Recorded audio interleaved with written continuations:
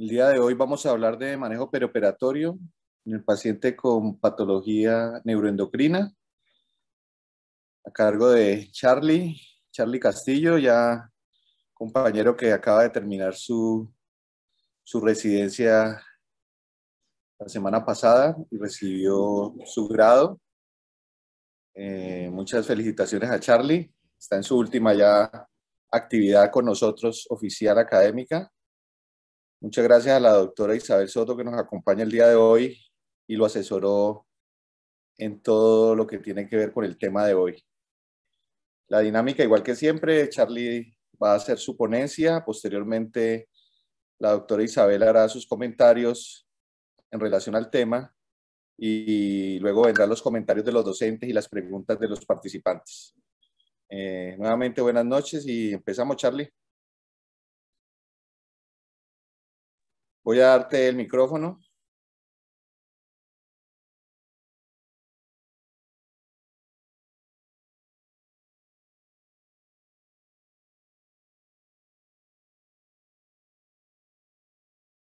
Ya puedes activarlo.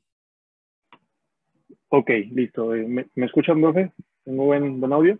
Sí, tiene buen audio y se ve bien la presentación. Ok. Bueno, muy buenas noches para todos los participantes. Muchísimas gracias por acompañarnos en este proceso pues, de educación continuada, el cual no ha parado, ¿sí? El compromiso del Departamento de Anestesiología siempre ha sido dar continuidad a este tipo de actividades que permiten enriquecer nuestra formación académica. El día de hoy, como dijo el profe Caballero, vamos a hablar un poco acerca del manejo perioperatorio de la patología neuroendocrina, específicamente de aquellos pacientes que son llevados a resección transnasal, pacientes con diagnóstico de adenomas hipoficiarios, principalmente productores y no productores.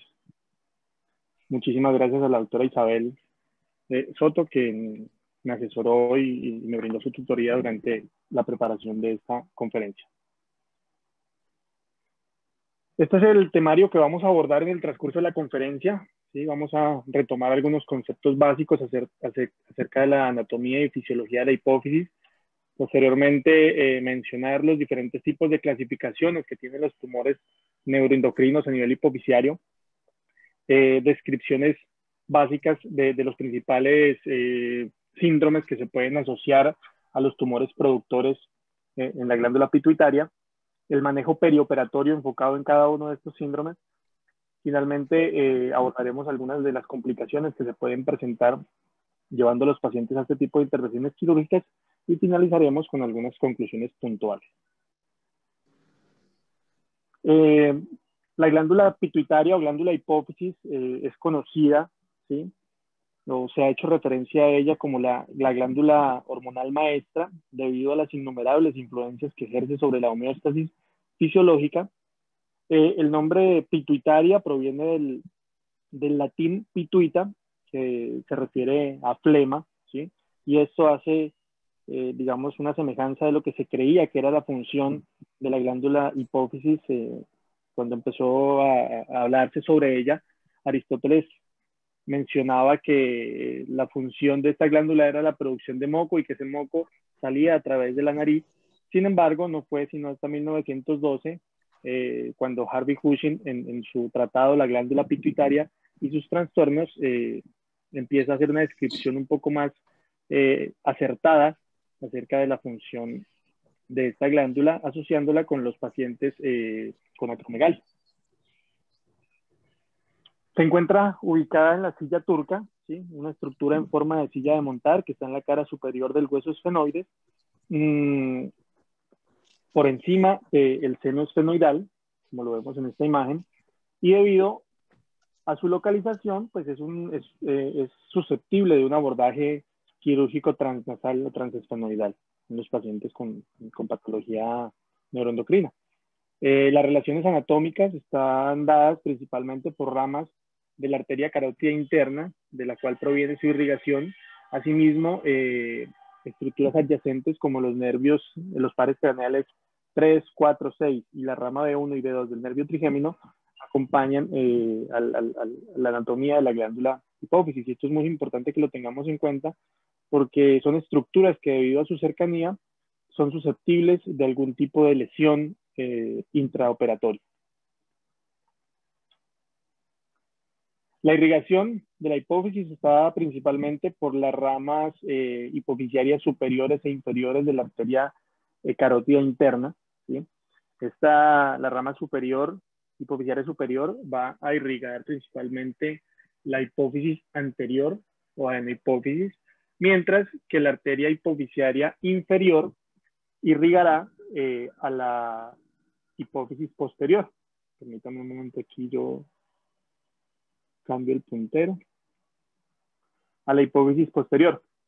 Adicionalmente, existe un vínculo circulatorio muy estrecho entre el hipotálamo y la hipófisis anterior por medio del sistema de circulación portal que ya todos conocemos. Y este sistema de circulación portal tiene una influencia muy relevante en el proceso de feedback positivo y negativo a la hora de regular pues, los procesos homeostáticos en los que participa este eje neuroendocrino.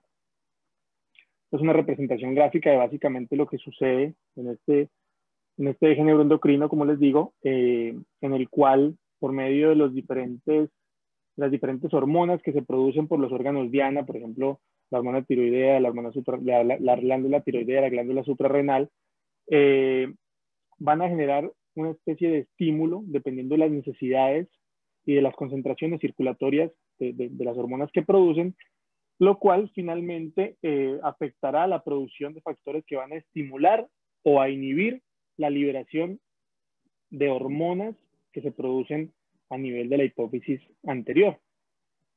Es importante destacar que cuando llevamos a un paciente a resección de un adenoma hipofisiario, la resección puede ser tan amplia que incluso se puede retirar hasta un 90% de la glándula, ya que el 10% puede llegar a tener una adecuada función en la homeostasis endocrina.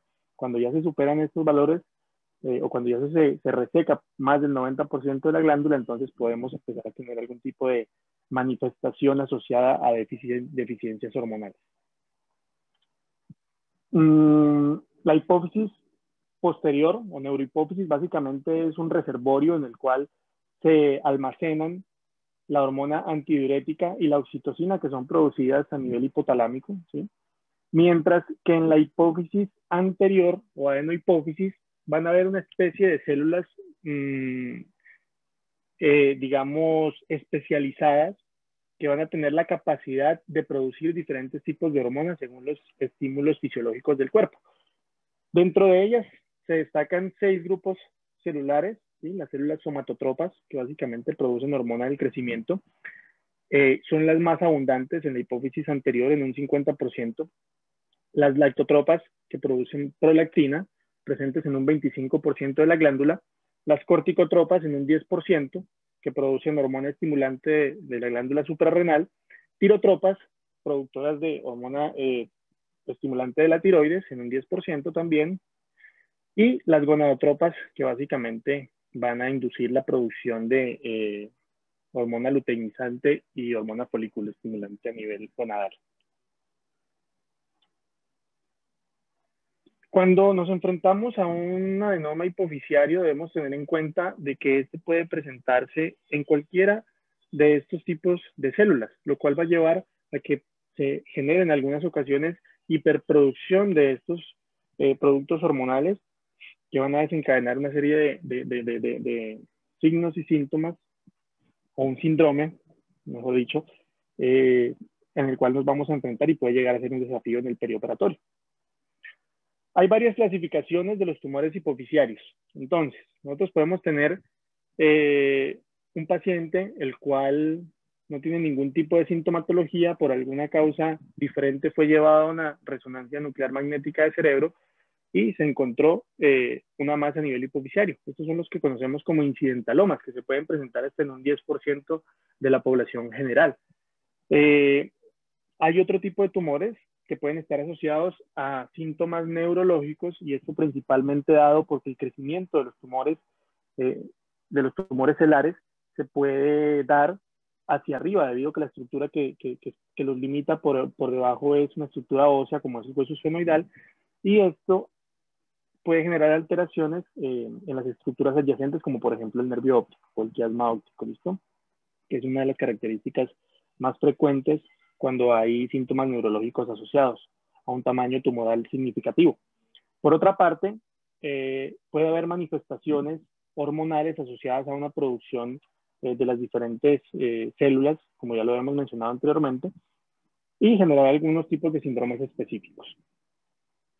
Además, el tamaño es una clasificación importante para describir los tumores hipofisiarios. Entonces tenemos los microadenomas cuando miden por debajo de 1 centímetro, macroadenomas cuando están entre 1 y 4 centímetros, y los adenomas gigantes, no gigantomas, no está bien utilizado ese término, cuando miden por encima de 4 centímetros.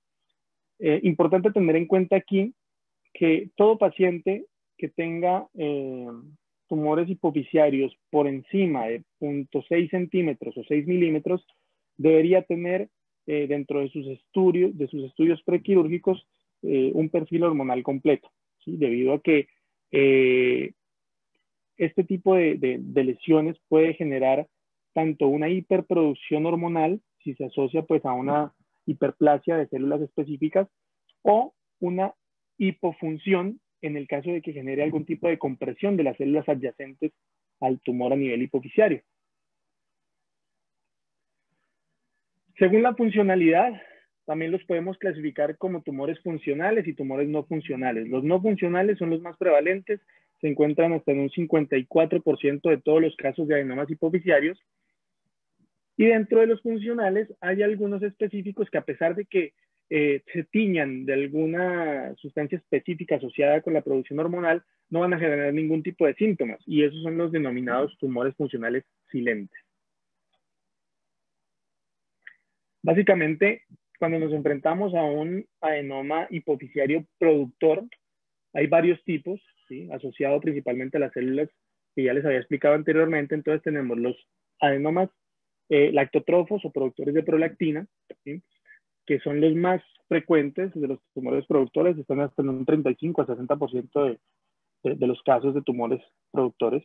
Adenomas somatotrofos, asociados principalmente con acromegalia en pacientes de edad pues, ya avanzada, por decirlo así, o adultos jóvenes en los cuales ya el proceso de crecimiento ha finalizado, y gigantismo en los pacientes menores. Este tipo de tumores productores se presentan en un 18 a 20% de los casos. Los adenomas corticotropos, asociados con la enfermedad de Cushing, o mejor dicho, los causantes de la enfermedad de Cushing, se presentan hasta en un 7% de los casos, y ya de forma un poco menos frecuente están los adenomas tirotropos, ¿sí? Que solamente pueden llegar hasta 1 a un 2% de los casos. Pueden existir tumores combinados con producciones combinadas pues, de diferentes productos hormonales, como es el caso, por ejemplo, de una combinación entre los adenomas lactotropos y somatotropos, ¿ok? Entonces van a tener, pues, obviamente, manifestaciones asociadas a cada una de los productos hormonales que finalmente van a estar elevados en este tipo de entidades.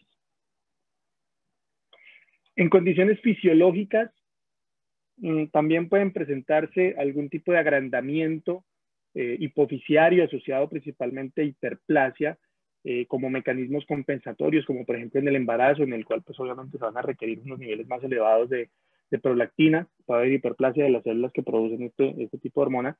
En los casos patológicos como el hipotiroidismo primario o el hipogonadismo primario, también puede haber hiperplasia de las células que producen este tipo de hormonas como mecanismos compensatorios. Y otros casos excepcionales, como la hiperplasia somatotrofa por secreción ectópica de la hormona liberadora de hormona del crecimiento. Este tipo de condiciones, digamos que es importante mencionarlas porque pueden confundirse en algún caso con un adenoma hipofisiario, pero vemos que su mecanismo fisiopatológico es diferente y el tratamiento va a ser enfocado en resolver la causa que lo desencadena. Adicionalmente, hay otro tipo de tumores no productores benignos, ¿sí? Como es el caso del craniofaringioma, el meningioma, que son tumores que también se pueden presentar y se presentan de una forma muy frecuente. El craneofaringioma, que es uno de los más relevantes, es un tumor derivado del tejido embrionario celular y también puede tener un compromiso supracelular. Este tipo de tumores pueden ser sólidos, quísticos o mixtos, y debido a que pueden llegar a tener un crecimiento muy significativo, las manifestaciones son principalmente asociadas a compresión de las estructuras adyacentes, principalmente alteraciones visuales. Sin embargo, también puede estar asociado a una obstrucción de la circulación normal del líquido cefalorraquídeo y de los circuitos de drenaje, llegando a producir en algunos casos hidrocefalia, y por compresión de la hipófisis posterior y el hipotálamo, puede también estar asociado con algún tipo de alteraciones en la homeostasis de sal y de agua, como es el caso pues de la diabetes insípida, de la que hablaremos más adelante. Ok, entonces, enfocándonos ya particularmente en cada uno de los diferentes tipos de adenomas productores, vamos a empezar con el más frecuente, que es el prolactinoma o adenoma de lactótrofos. Este es el tumor, como ya les había dicho, más prevalente de los tumores hipoficiarios productores. Es mucho más frecuente en mujeres, se presenta con un 80 o 90% en población femenina, y debido a la relevancia que tiene la prolactina en la fisiología de la mujer, el diagnóstico puede hacerse de forma más temprana en comparación a cuando se presenta en pacientes de sexo masculino, debido a que las mujeres van a tener amenorrea, van a tener infertilidad, ¿listo? Mientras que para diagnosticarlo en un paciente de sexo masculino puede llegar a ser un poco más complicado. Los niveles de prolactina básicamente van a estar elevados en este tipo de procesos tumorales. Se considera que la prolactina está por encima de rangos normales en las mujeres cuando está por encima de 20 nanogramos por mililitros, y en los hombres por encima de 15 nanogramos por mililitro. Cuando hablamos de niveles séricos tan altos como por encima de 200, incluso 300 nanogramos por mililitro de prolactina, podemos casi que asegurar que se trata de un macroadenoma hipoficiario productor. Mientras que cuando los rangos son un poco más estrechos, entre 20 y 200 nanogramos por mililitro, puede estar asociado ya sea a una patología neuroendocrina o incluso a otro tipo de tumores celulares que también pueden aumentar la producción de prolactina.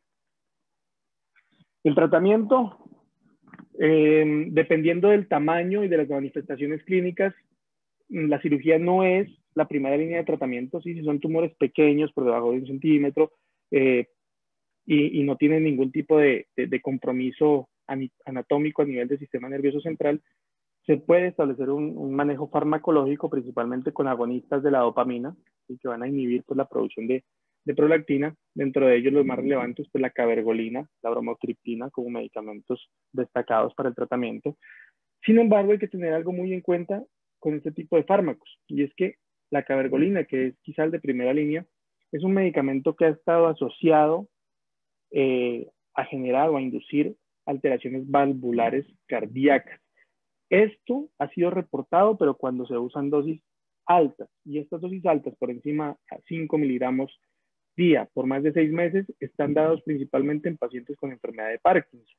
¿Listo? Los pacientes a los cuales se les quiere inhibir la producción de prolactina usualmente requieren dosis más bajas, entre 1.5 y 2 miligramos por semana de cabergolina. Sin embargo, la literatura pues no habla de que este tipo de dosis bajas estén asociadas con las valvulopatías cardíacas, pero ya sabemos que es un factor de riesgo, y las guías recomiendan de que estos pacientes idealmente deberían tener una ecocardiografía por lo menos cada año, ¿ok? Cuando la dosis de la cabergolina excede los 2 miligramos por semana. En frecuencia le sigue el síndrome de Cushing, asociado a una sobreproducción de hormona estimulante de la glándula suprarrenal, que finalmente se va a traducir en una hiperproducción de cortisol, ¿sí? Este tipo de lesiones tumorales es más frecuente también en las mujeres, en una relación 8:1 con respecto a los hombres. Se presenta con mayor frecuencia entre la tercera y la cuarta década de la vida. El diagnóstico es clínico, pero adicionalmente debe hacerse un diagnóstico confirmatorio, evaluando los niveles hormonales de cortisol en sangre, haciendo una prueba de supresión con dexametasona, en el cual lo que se espera es que los niveles de cortisol disminuyan después de haber suministrado una dosis de dexametasona. Sin embargo, en estos pacientes va a permanecer anormalmente elevado el nivel de cortisol. ¿Listo? Los niveles de cortisol sérico son un factor de pronóstico. Entre más altos estén, los pacientes tienen mayor riesgo de complicaciones. ¿Listo? La resección tumoral es un tratamiento de elección en este tipo de patologías y la tasa de éxito va a depender de la experticia del grupo quirúrgico. ¿Listo? Adicionalmente, del tamaño. Entre más grande sea una lesión, tiene un mayor riesgo de recidivas. Los macroadenomas incluso se ha descrito que pueden llegar a tener hasta un 30% de recidivas, mientras que las lesiones más pequeñas pueden tener hasta un 98% de éxito en la resección quirúrgica. ¿Ok? Básicamente, este es el paciente que tenemos. Estas son las características clínicas de un paciente con síndrome de Cushing, en el cual vemos que hay una redistribución de la grasa, ¿sí? Y que esta se va a centrar principalmente a nivel abdominal, a nivel facial y a nivel del cuello. ¿Y esto por qué es relevante para nosotros? Porque siempre que pensemos en un paciente con síndrome de Cushing que va a ser llevado a un procedimiento quirúrgico, debemos considerar este tipo de pacientes como pacientes con vía aérea difícil predicha y tener listo y recordar muy bien los algoritmos de manejo, además de pues, tener el equipo de manejo de vía aérea difícil en la sala. Estos pacientes con síndrome de Cushing adicionalmente pueden tener asociado un síndrome de apnea e hipopnea obstructiva del sueño, que como ya sabemos, induce una sobreexpresión en los receptores mu de los pacientes y los hace más susceptibles a este tipo de medicamentos, lo cual puede estar en relación con un mayor riesgo de complicaciones perioperatorias. Asimismo, pueden tener miopatías de los músculos de las vías respiratorias, inducir un mayor riesgo de morbimortalidad cardíaca en estos pacientes. Algo muy relevante es que los pacientes con síndrome de Cushing tienen incluso hasta 10 veces mayor el riesgo de desarrollar tromboembolismo. ¿Listo? Entonces es muy importante que en la evaluación tengamos siempre la herramienta de la escala de Caprini para predecir cuál es la probabilidad de desarrollar tromboembolismo en los pacientes y establecer muy bien nuestra estrategia de manejo perioperatorio con medidas de compresión neumática intermitente y en la medida de que sea prudente y la evolución del paciente lo permita, pues virar hacia una profilaxis farmacológica o combinada incluso. Adicionalmente, estos pacientes, como ya sabemos, tienen riesgo de intolerancia a la glucosa, de riesgo de diabetes mellitus, alteraciones lipídicas. Es muy importante de que si es un paciente con este tipo de manifestaciones, hagamos un control adecuado en el perioperatorio de la glicemia, manteniendo unos rangos idealmente entre 140 y 180, que es lo que recomiendan las guías.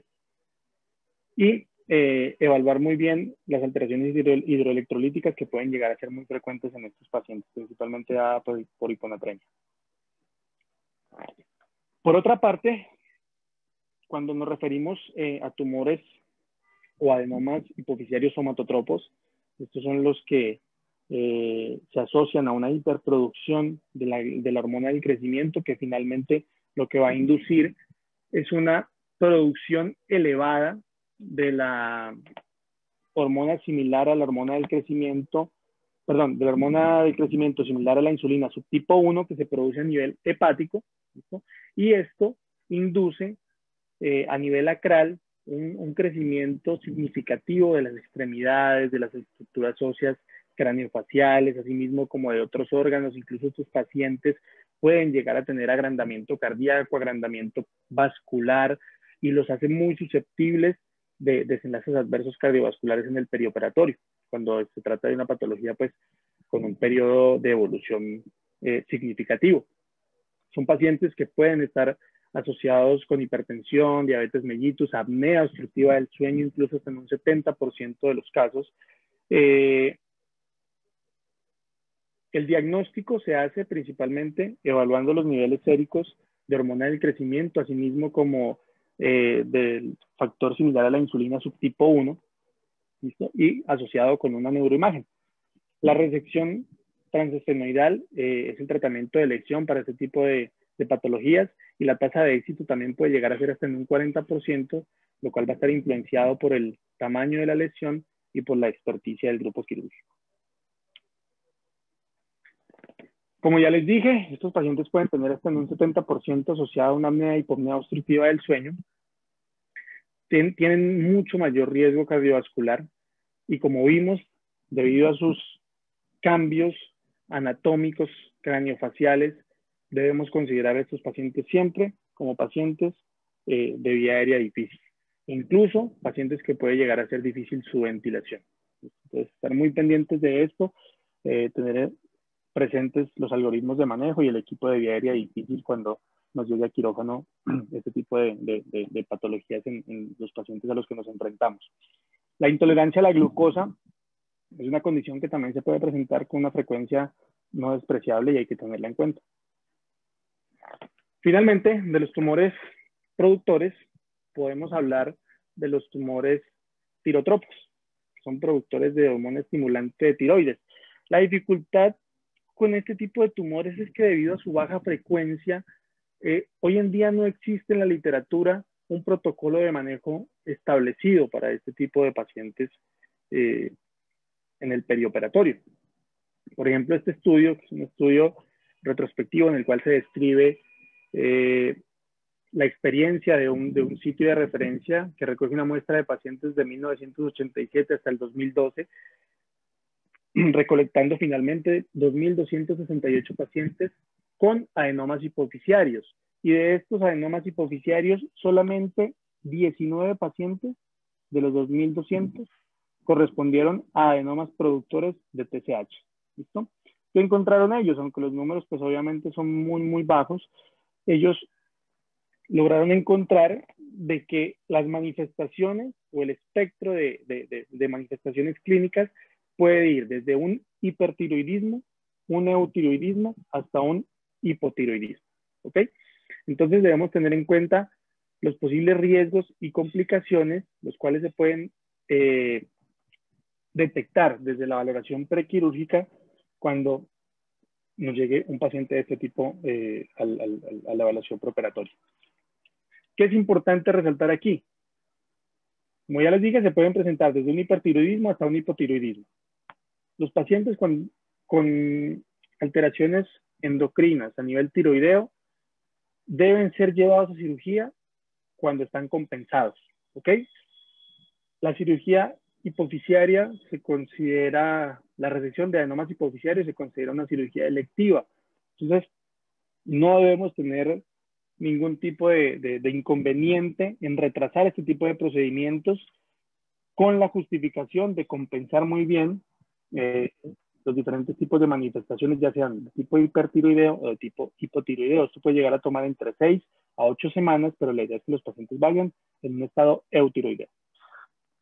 Como ya sabemos, pues los hipertiroideos son susceptibles de presentar algún tipo de alteraciones hemodinámicas, principalmente dadas por una hiperactividad cardiovascular, lo cual incluso puede llegar hasta una tormenta tiroidea en el perioperatorio. Para eso debemos tener a la mano todo el arsenal terapéutico para manejo, como son los betabloqueadores, ojalá de acción de vida media corta, para titularlos muy bien en caso de que tengamos crisis hipertensivas significativas. Además, considerar el uso de dexametasona, 2 miligramos cada 6 horas, para tratar de disminuir la conversión de T4 a T3 a nivel sérico, que como ya sabemos el T3 es incluso 4 o 5 veces más potente que la T4. Los medicamentos antitiroideos como el propiltiracilo en dosis de 200 a 400 miligramos cada 8 horas, que debe darse por vía enteral, y enfriar muy bien a estos pacientes. Entonces, si nos enfrentamos a un paciente con un adenoma hipoficiario y por algún motivo terminó en cirugía, que no debió haber sido así, pero bueno, lo estamos operando y es una tormenta tiroidea, entonces ya sabemos más o menos cuál es el enfoque de manejo para este tipo de pacientes. En el caso de los pacientes hipotiroideos, pues estos son pacientes un poquito diferentes, es como la otra cara de la moneda, son pacientes con una respuesta cardiovascular un poco perezosa, con un tono simpático disminuido.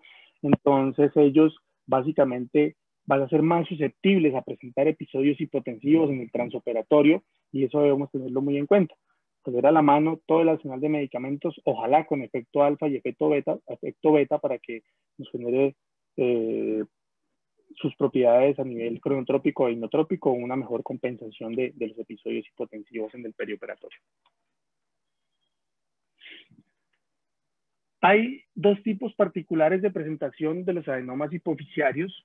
¿Listo? Uno de ellos es la apoplejía pituitaria. La apoplejía pituitaria básicamente hace referencia a que la hipófisis dejó de funcionar de forma súbita. Y eso puede estar asociado principalmente a isquemia o a hemorragia. ¿Listo? O a crecimiento pues, de un tumor que genere compresión a nivel de las estructuras adyacentes, incluido el hipotálamo y la hipófisis. No es infrecuente que se presenten, pero como lo discutíamos ayer con la doctora Soto, este tipo de manifestaciones en la mayoría de los casos pueden pasar inadvertidos. Sin embargo, en el caso de que se presente y el paciente tenga que ser llevado de forma urgente a una descompresión del quiasma óptico, hay que tener en cuenta la posible asociación con insuficiencia suprarrenal e insuficiencia de los otros tipos de hormonas que se pueden producir debido a la interrupción del eje hipotálamo hipofisiario. Los tumores hipofisiarios también pueden generar una especie de efecto de tallo, ¿sí? Alterando la producción o la liberación pues, de dopamina, que finalmente lo que va a hacer es disminuir los niveles de prolactina, y estos pacientes se pueden comportar similar a un tumor lactotrófico.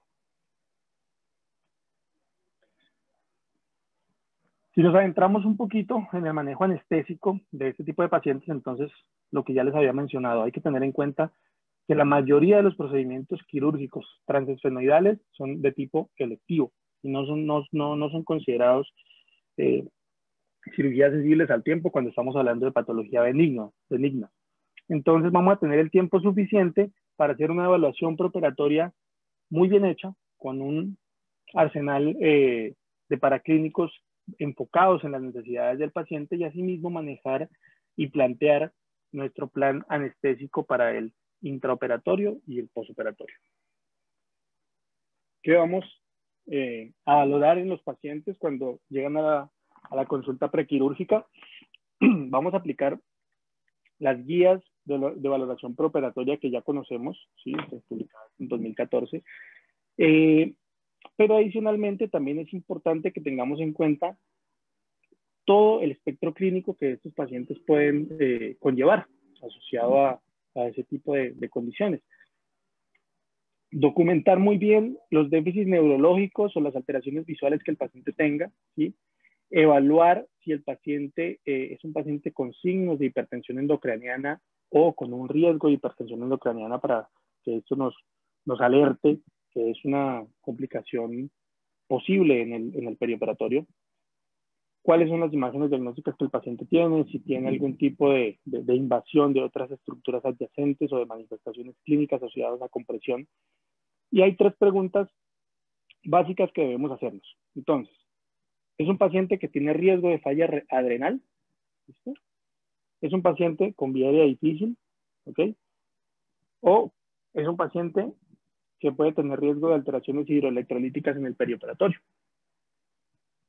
Vamos a hacer una historia clínica y un examen físico muy completo, como ya les dije, documentando todos los hallazgos que encontremos. Y debemos tener siempre presente de que los pacientes que con mayor frecuencia representan un desafío a la hora del manejo intraoperatorio o perioperatorio son aquellos pacientes con acromegalia y enfermedad de Cushing, debido a todo lo que ya hemos visto: vía aérea difícil, alteraciones hidroelectrolíticas, riesgo de falla suprarrenal aguda. ¿Okay? El enfoque de los paraclínicos va a ser guiado según las manifestaciones sindromáticas que tengan nuestros pacientes, pero todo paciente con un tumor por encima de 0.6 centímetros o 6 milímetros debe tener un perfil hormonal completo, porque en algunos casos hay condiciones subclínicas que pueden llegar a requerir algún tipo de suplencia hormonal. En el intraoperatorio parece muy sencillo, pero realmente es algo muy importante que debemos tener en cuenta, y es que estos pacientes pues van en una posición habitual, posición en supino, pero siempre van a tener fijada la cabeza con un cabezal. ¿Listo? Debemos proteger muy bien los ojos de los pacientes. Debemos tratar de fijar adecuadamente el tubo orotraqueal, porque este puede ser movilizado de manera muy frecuente por el cirujano y puede incluso llegar a desplazarse o a que tengamos un susto intraoperatorio en el cual el paciente se nos extúa. Tratar de evitar la respuesta hipertensiva que se puede generar a la hora de colocar el cabezal, y es que los que ya lo hemos visto vemos que eso no es para nada poco doloroso, al contrario, eso puede llegar a generar un dolor muy significativo. Se recomienda que los pacientes estén en un plano anestésico ideal y que ojalá se infiltre los sitios en los que van a ir los pines del cabezal adheridos a la superficie del escalpo del paciente. La monitorización intraoperatoria es mandatorio quizá que por lo menos nos vayamos con una monitorización invasiva de la presión arterial. Es una línea arterial radial que nos permita evaluar de forma continua los cambios en la presión arterial durante el transoperatorio. El uso de catéter venoso central realmente no se hace de forma rutinaria en ese tipo de pacientes, a pesar de que está muy cerca a estructuras vasculares y que el riesgo de sangrado es significativo, puede llegar a ser prudente hacer este tipo de cirugías con venas periféricas de un calibre adecuado en el caso de que lleguemos a requerir unas reposiciones hídricas abundantes e incluso llegar a considerar las transfusiones. Pero una línea arterial siempre debemos tenerla como dentro de nuestro arsenal de manejo en este tipo de cirugías. El uso de vasoconstrictores nasales, incluso la infiltración con anestésicos locales con epinefrina, puede ser de mucha utilidad para tratar de disminuir el sangrado a nivel de las estructuras nasales que se van a abordar en la cirugía. Prevenir adecuadamente la tos y la náusea y vómito posoperatoria, muy importante. ¿Por qué? Porque las salvas de tos, las arcadas, pueden aumentar la presión intracraneana y por ende podemos empezar a tener un mayor riesgo de fístulas del ictiocefalos. Empaquetar adecuadamente la faringe, ¿sí? Es un procedimiento con un escurrimiento posterior muy importante. Tenemos que tratar de evitar pues, de que ese tipo de secreciones mucosanguinolentas se acumulen en la faringe o que migren hasta ya sea la vía respiratoria o incluso la cámara gástrica y que nos aumenten el riesgo de episodios de meses en el posoperatorio. La suplementación hormonal es un tema a tratar muy importante en este tipo de pacientes y vamos a dividirlo en dos como para entenderlo un poco mejor. Entonces vamos a tener los pacientes con tumores o adenomas hipoficiarios que no producen hormona estimulante de la glándula suprarrenal. Los primeros, los que no lo producen. ¿Estos pacientes necesitan suplencia hormonal? ¿Qué nos dice la literatura? Esta revisión sistemática y metaanálisis de origen chino, básicamente lo que hizo fue evaluar 18 estudios de 11 países entre un periodo de 1987 y 2013, en los que encontraron una población de 1.224 pacientes. Se excluyó a los pacientes que tenían adenomas liberadores de hormona estimulante de la glándula suprarrenal y trataron de medir la morbilidad postoperatoria y digamos, la incidencia de diabetes insípida con el uso de suplencia hormonal con corticoides versus sin dar suplencia hormonal. ¿Qué encontraron ellos? La mayoría de los pacientes que no producían hormona estimulante de la glándula suprarrenal tenían un eje hipotálamo hipoficiario adrenal intacto. En la cirugía no necesitaron reemplazo hormonal.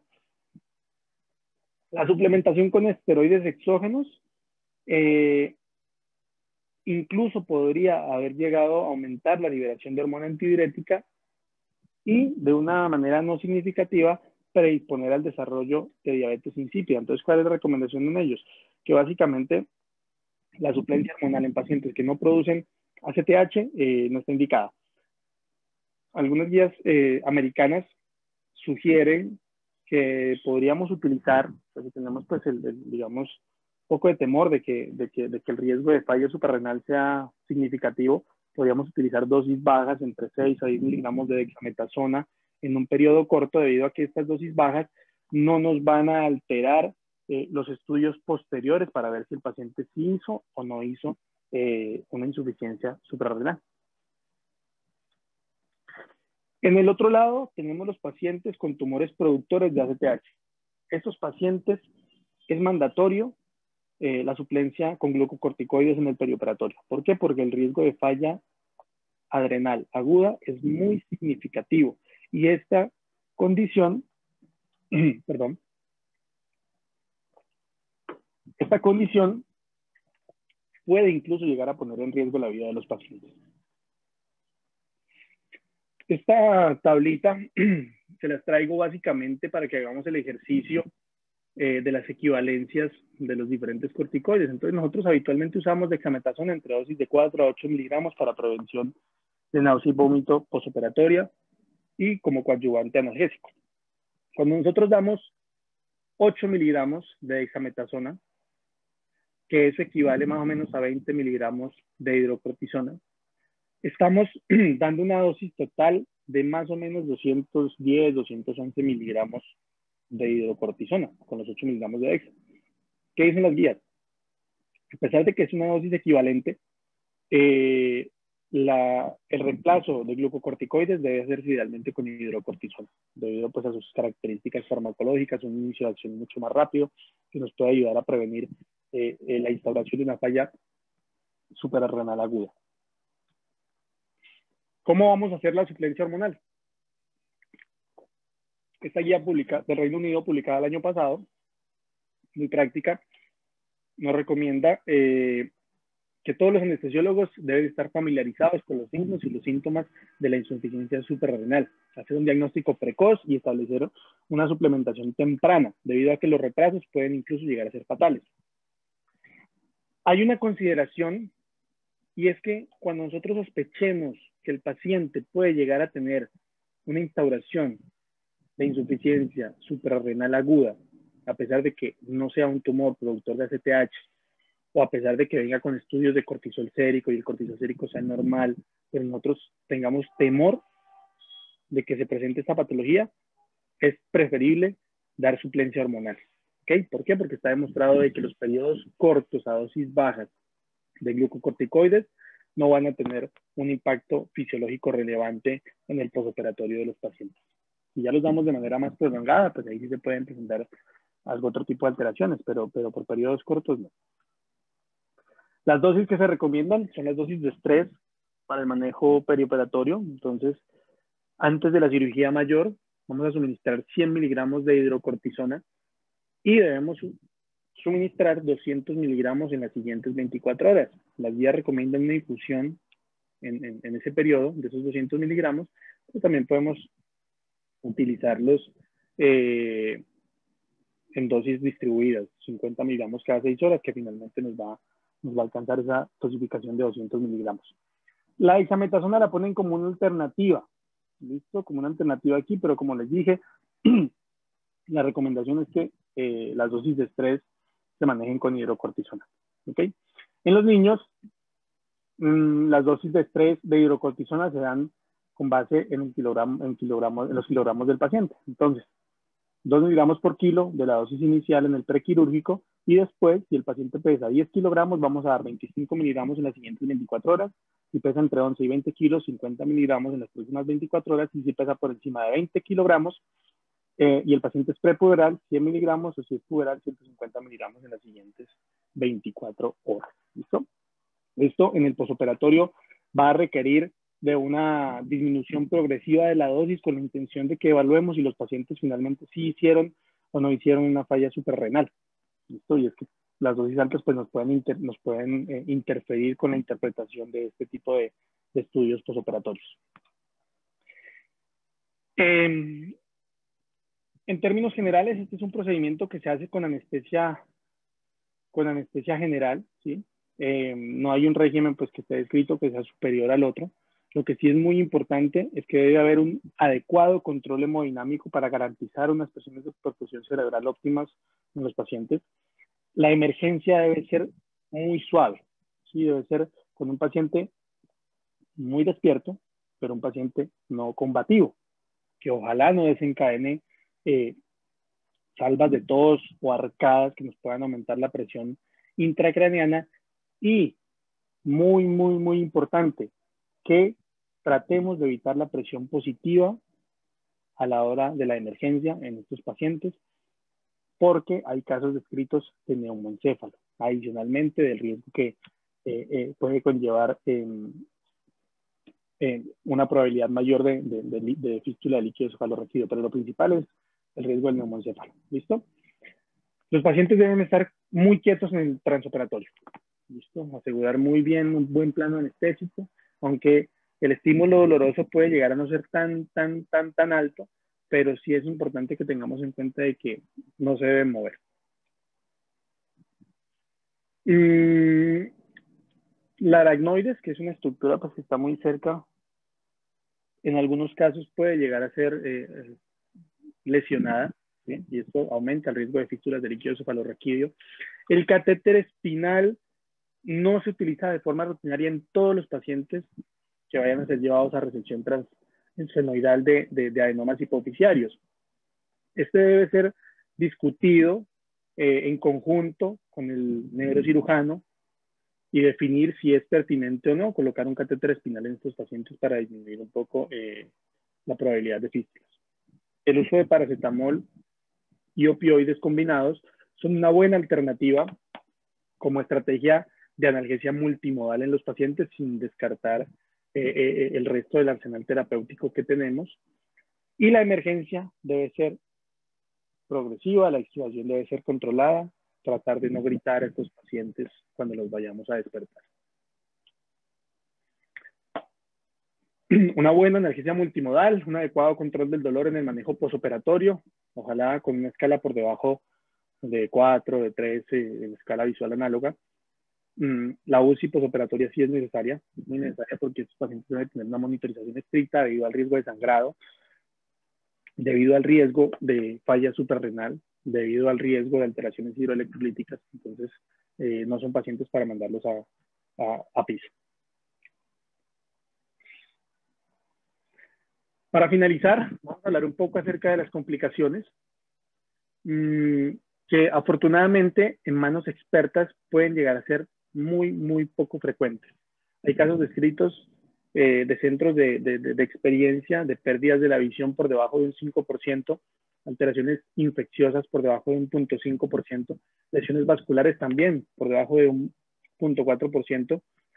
Las fístulas de líquido cefalorraquídeo sí se pueden presentar entre 1 y un 1.5% de las cirugías, la oftalmoplejía 0.4% y el panhipopituitarismo puede llegar a presentarse hasta en un 70%. ¿Cuál es lo ideal? Que se preserve la mayor cantidad de glándula sana durante la cirugía para que al menos un 10%, como ya les había dicho, pueda sufrir los requerimientos hormonales de la fisiología normal. La muerte siempre está ahí presente, hasta en un 0.2% de los casos. Hay que manejar muy bien estos pacientes porque no queremos que sea ese 1 o 2 casos en cada 1000 cirugías que se nos presenten en nuestras manos.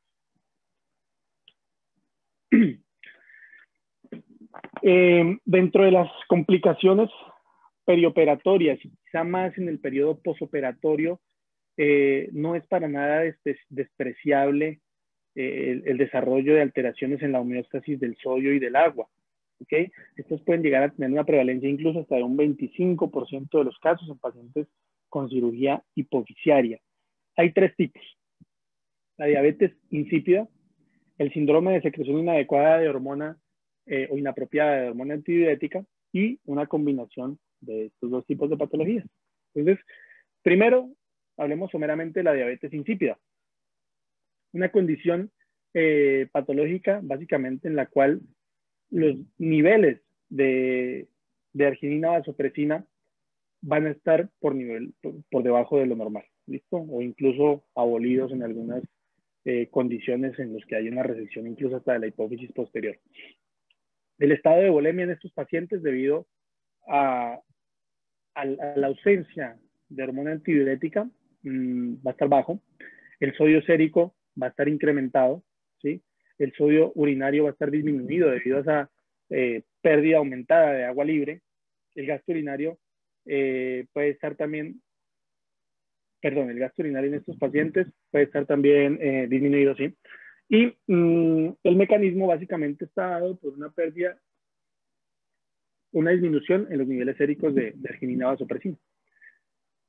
Esta es la que conocemos como diabetes insípida central, ¿ok? La cual básicamente se diferencia de la nefrogénica porque en la central los pacientes tienen una adecuada respuesta al estímulo con desmopresina. Entonces los pacientes, después de suministrarles una dosis de desmopresina, pueden tener un incremento incluso hasta en un 40%, hasta 400% en la capacidad de concentración de la orina. Entonces, cuando responden, tienen una diabetes insípida de tipo central. Me quedé pensando algo, yo aquí cometí un error, ¿sí? No quiero que se queden con estos pacientes, van a tener un gasto urinario aumentado. ¿Listo? Entonces son pacientes poliúricos con incapacidad de concentrar la orina y es asociado pues, a la disminución del efecto de la hormona antidiurética, que básicamente en condiciones normales lo que va a hacer es actuar a nivel de los receptores B subtipo 2 a nivel renal y estos por medio de un segundo mensajero van a incrementar los niveles intracelulares de anilato ciclasa que finalmente va a activar esas acuaporinas a nivel renal que aumentan la absorción de agua libre. Entonces, en ausencia de hormona antidiurética, los pacientes van a tener unas pérdidas de agua libre aumentadas, unas concentraciones de sodio sérico también elevadas, que es básicamente lo que nos va a generar la sintomatología en estos pacientes y nos va a establecer los criterios diagnósticos. Entonces, la diabetes insípida se diagnostica cuando sospechamos y el paciente tiene una densidad urinaria por debajo de 1.005, pacientes poliúricos con un volumen urinario por encima de 300 mililitros hora por 3 horas consecutivas en ausencia de glucosuria. Entonces, la diabetes insípida, por llamarse diabetes, no tiene nada que ver con los niveles de glicemia. Entonces son pacientes en donde las manifestaciones clínicas de polidipsia, poliuria, están dados principalmente por un sodio sérico elevado, que está por encima de 145 miliequivalentes por litro. Afortunadamente, se presenta más que todo en el postoperatorio, entonces es una condición que hay que tener muy en cuenta en el caso de que estemos de turno de pronto en la UCI, ya que nos llegue un paciente neuroquirúrgico llevado a una resección de adenoma hipoficiario, entonces estar muy pendiente de que son pacientes que pueden llegar a presentar diabetes insípida. ¿Cómo se maneja? Vamos a dividir el tratamiento en dos. Uno son esos pacientes que quizá ya fueron llevados a un procedimiento previo, ya hicieron una diabetes insípida, entonces son pacientes que vienen recibiendo tratamiento farmacológico. ¿Cuáles son las herramientas del tratamiento para ellos? Podemos utilizar tabletas, ¿sí? Los spray nasales, que son los de uso más frecuente, y las soluciones inyectables, que básicamente las dejamos para los casos intrahospitalarios.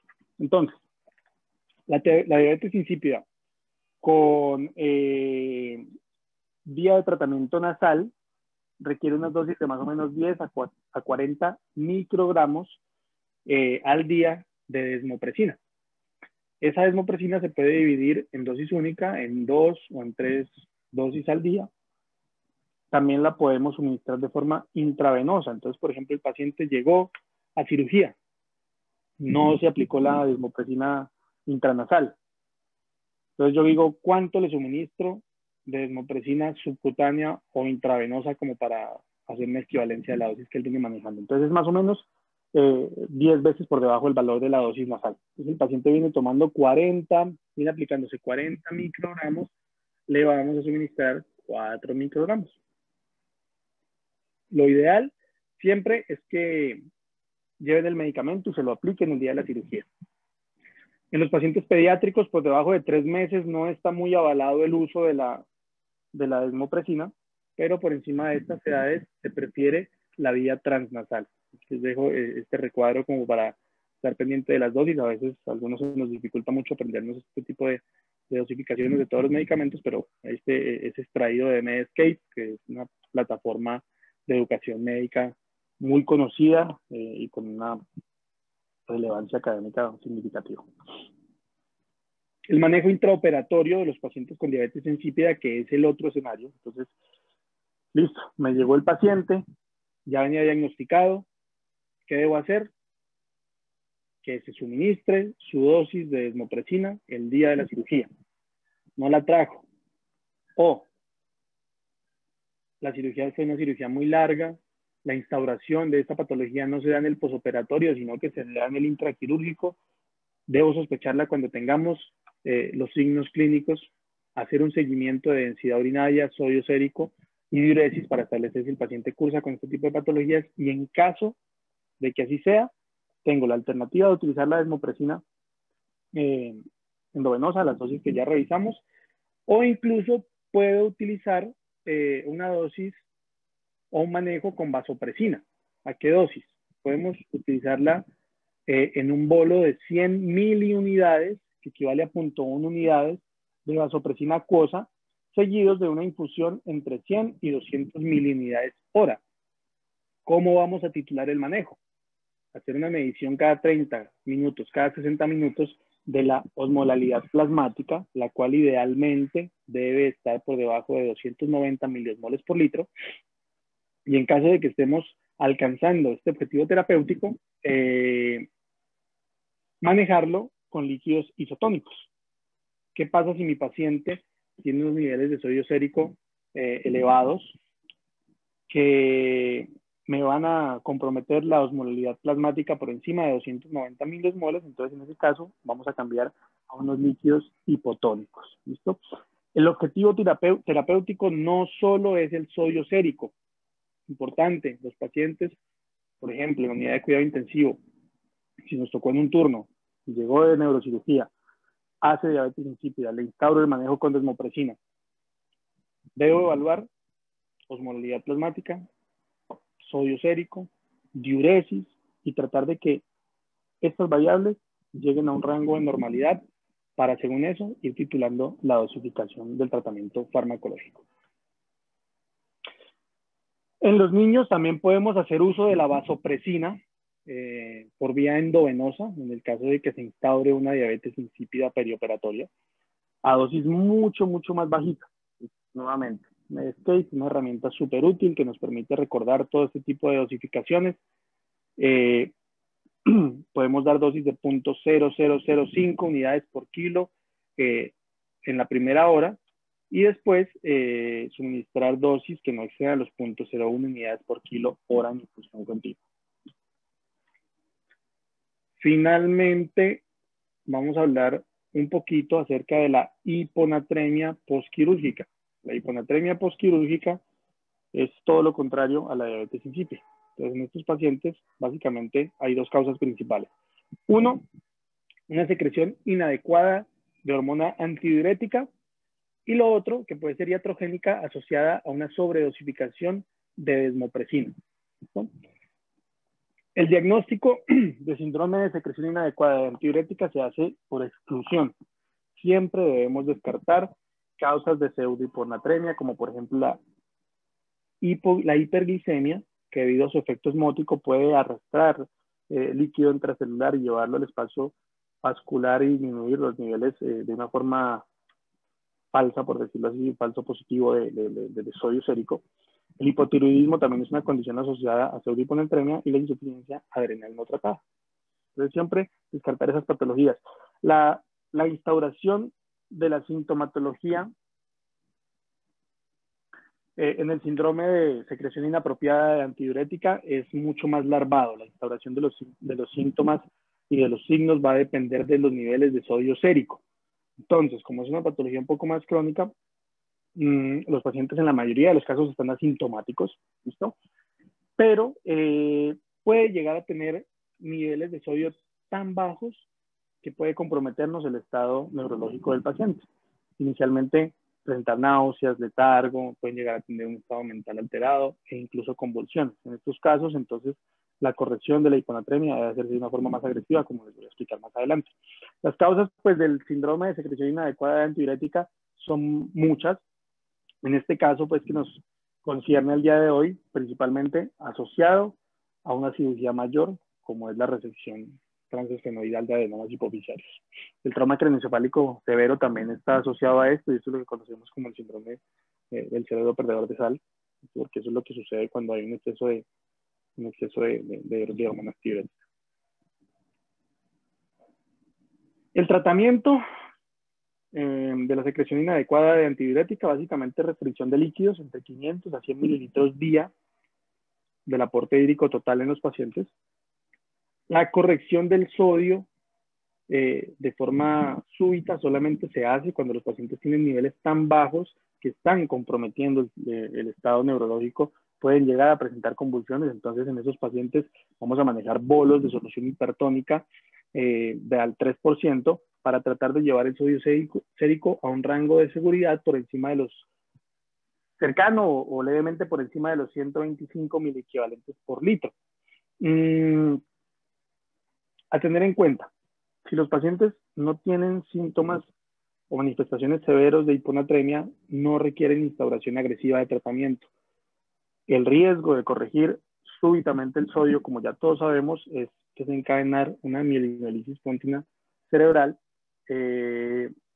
La recomendación varía según las guías, pero la mayoría tratan de que las correcciones de sodio no sean mayores a 10 miliequivalentes al día. ¿Ok? Ojalá incluso algunos hablan de no más de 8 miliequivalentes al día en la corrección del sodio. Pero si tiene síntomas de severidad, pues hay que corregirlo de forma aguda, ahí no hay nada que hacer. Bueno, en el tratamiento crónico, pues ya sabemos que se pueden hacer uso de medicamentos inhibidores de los receptores de vasopresina, como por ejemplo los baptanes, pero en el escenario agudo, este es el manejo, el que les acabo de mencionar. Yo creo que finalmente podemos concluir pues, que el manejo perioperatorio de la cirugía hipofisiaria es muy desafiante, como lo acabamos de ver. Requiere un enfoque interdisciplinario en el cual debe hacer parte neurocirujano, neuroanestesiólogo y endocrinólogos. Todos de la mano. Ninguno sabe más que el otro y tenemos que apoyarnos siempre en nuestros colegas para brindar la mejor atención a nuestros pacientes. Conocer muy bien la fisiología y la fisiopatología de estas entidades, adelantarnos, sospecharlas cuando se pueden presentar y si se presentan, pues tratar de identificarlas a tiempo, corregirlas porque puede llegar a ser catastrófico. ¿Okay? Finalmente, pues quiero aprovechar esta oportunidad para agradecer al Departamento de Anestesiología de la Universidad del Valle, conformado pues por todos mis docentes, por haberme brindado una formación de mucha calidad en estos 3 años. Asimismo, a los diferentes sitios de práctica en los cuales pude asistir durante este periodo de formación. Muchísimas gracias. Bueno, y espero que la charla haya sido de mayor provecho. Quedamos atentos a cualquier inquietud.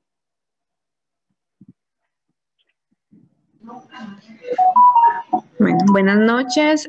Muchas gracias a todos por la asistencia. El doctor Caballero tuvo que entrar a una cirugía de urgencia. Mi nombre es Claribel, yo soy residente de 2º año, jefe de residentes. Entonces, continuando con la dinámica, alguno de los docentes o la doctora Soto que de pronto quieran hacer alguna intervención, alguna pregunta.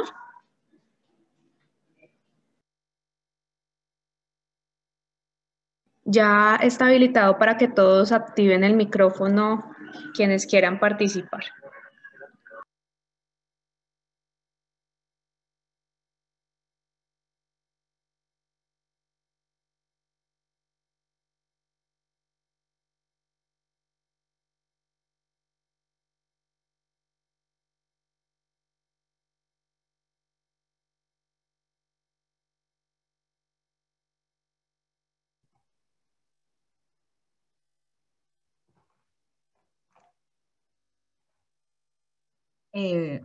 Hola, buenas noches.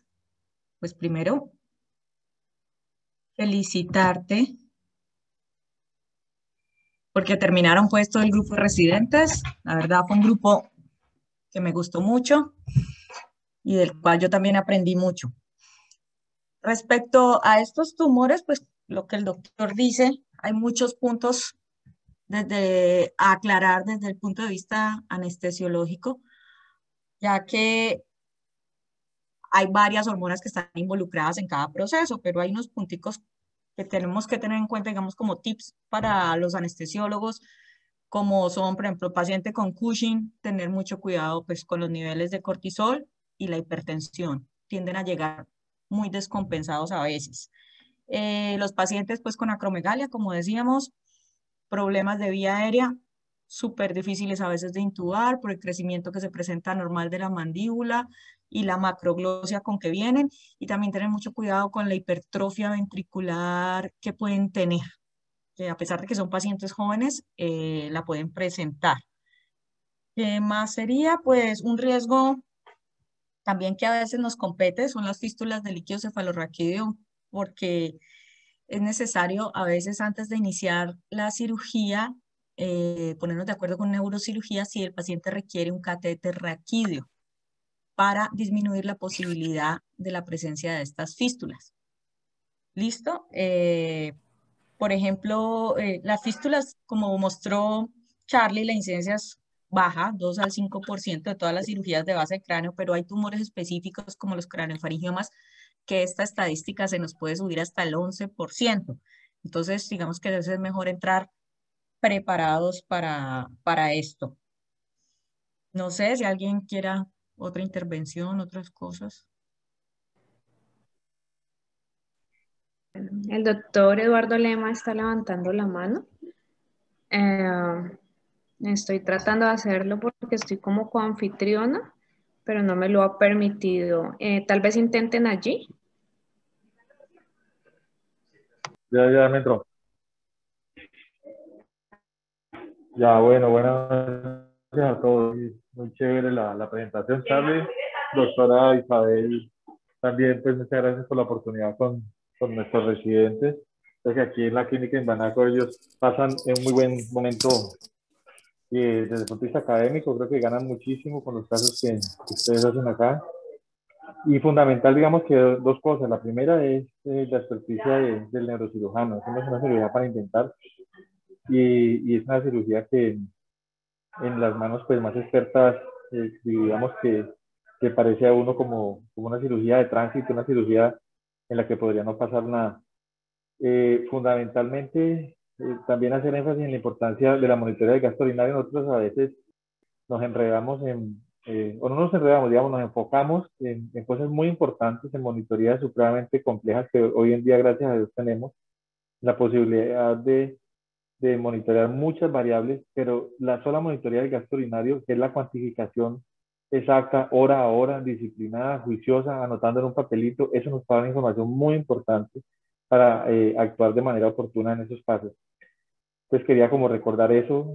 Pocas veces veo en los registros que nosotros hacemos, los registros que hacen nuestros estudiantes, la monitoría y el seguimiento de hora a hora del gasto urinario, y si uno no hace el seguimiento y no lo registra en alguna parte, no se va a dar cuenta de cómo se estaba variando, para a partir de ahí empezar a analizar la densidad urinaria o tomar otras decisiones de exámenes más sencillos y de ahí ir escalando hasta entender qué es lo que pasa con estos pacientes.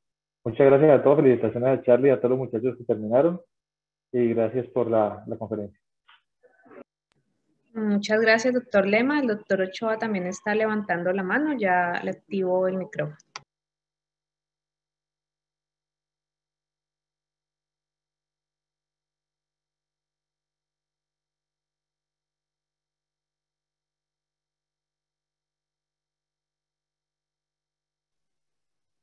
Yo creo que me lo activaste, fue a mí, me los activaste a mí. Ok, doctora, disculpe. Ya miramos a ver acá.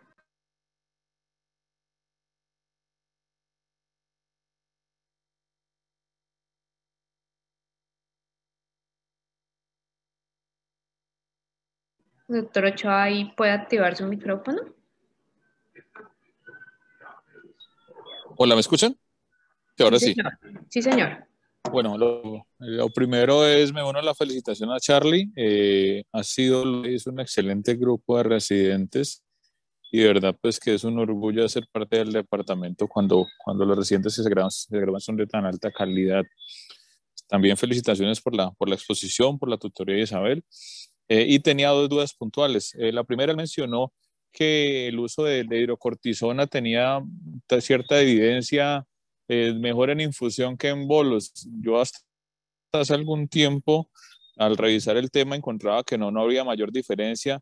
Pues quería que me especifique un poquito mejor qué se ha encontrado en estos últimos 2, 3 años al respecto, si es en realidad algo relevante, pues dejarlo en infusión continua en el posoperatorio, o si básicamente no hay ninguna diferencia en utilizarlo en bolos cada 6 horas. Y lo otro quería puntualizar o pedirle un poco más a Charlie y a la doctora Soto sobre el uso del catéter raquídeo, es decir, hay uno siempre espera es que el neurocirujano la verdad le diga, no, no, pongámosle catéter, pero ¿cuáles serían, digamos, los factores que implican en esa decisión, salvo en los craniosarcomas, es decir, el tamaño del tumor, como para uno tener una idea, una noción más importante al respecto? Bueno, profe, con respecto a la primera pregunta, no, básicamente no hay diferencia, profe. O sea, la recomendación que dan las guías son puntuales en que se ponga en infusión continua los 200 miligramos en las siguientes 24 horas, pero lo cierto es que yo no encontré estudios que demostraran que colocarla en infusión versus dar los bolos con horario sea significativo. Si las características farmacocinéticas pues, de la hidrocortisona permiten que se pueda suministrar con horario.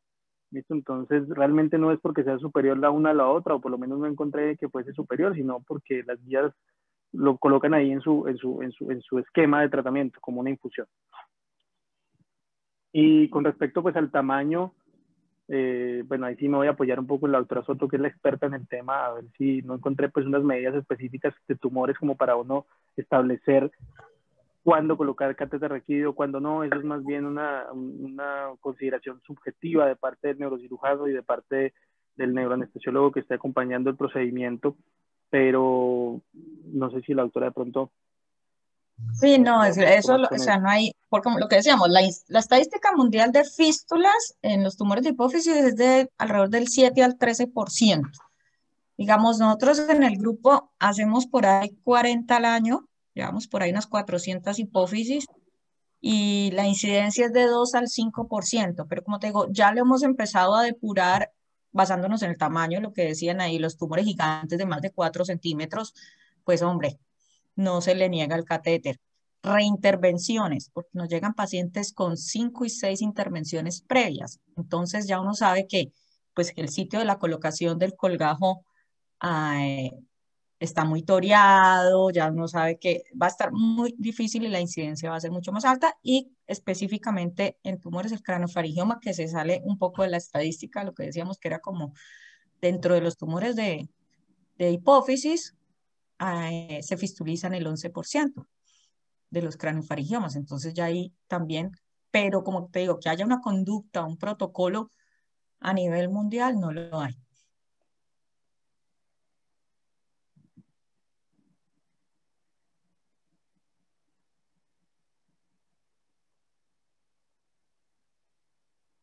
Ok, bueno, muchas gracias a la doctora Soto y a todos los docentes. No sé si de pronto alguien más quisiera participar, tiene alguna pregunta o algún aporte.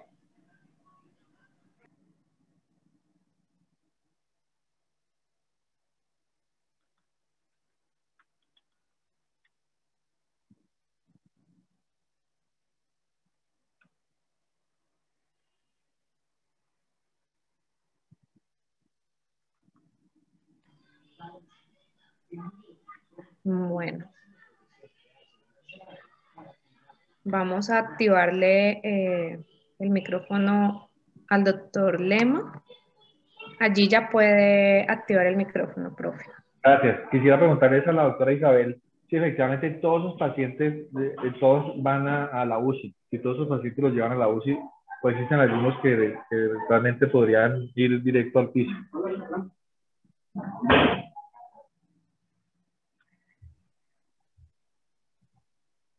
Sí, nosotros como protocolo idealmente todos a UCI, pero eventualmente lo hemos hecho, por ejemplo, si es un adenoma que digamos no pasa, pues apenas acabó de pasar más de 1 centímetro, no tiene panhipopituitarismo, no tiene diabetes insípida, no tiene ninguna otro problema hormonal. Incluso ya los tiempos quirúrgicos nuestros son a veces cortos, que incluso no le pongo sonda, y uno que otro hemos manejado en piso. Lo que más nos estresa es como la vigilancia, la posibilidad de sangrado, que el paciente no se vaya a mover demasiado, digamos, a pararse al baño, cosas así, porque digamos que evitamos mucho los esfuerzos, lo que decía el doctor, ¿no? Este paciente que se tiene que extubar perfecto, o sea, no puede haber un pujo, no puede haber tos, no puede haber vómito, entonces no queremos que se vaya a mover mucho, por lo menos mientras el colgajo pega bien.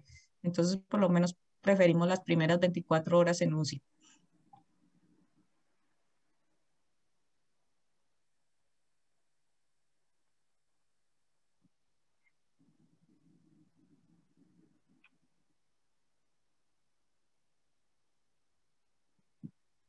Hola, bueno, parece que en el momento ya no tenemos más manos levantadas. Les agradecemos a todos la participación. A Charlie, pues, nuestro compañero, felicitaciones, una excelente presentación.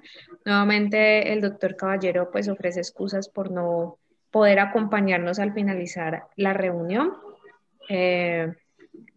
Aquí pues en el chat veo ya todos agradeciendo la presentación. Creo que podemos dar por terminada la noche académica. No sé si de pronto la doctora Soto, que aún tiene la mano levantada, quisiera hacer alguna intervención adicional. No, ya. Bueno, muchísimas gracias a todos por participar.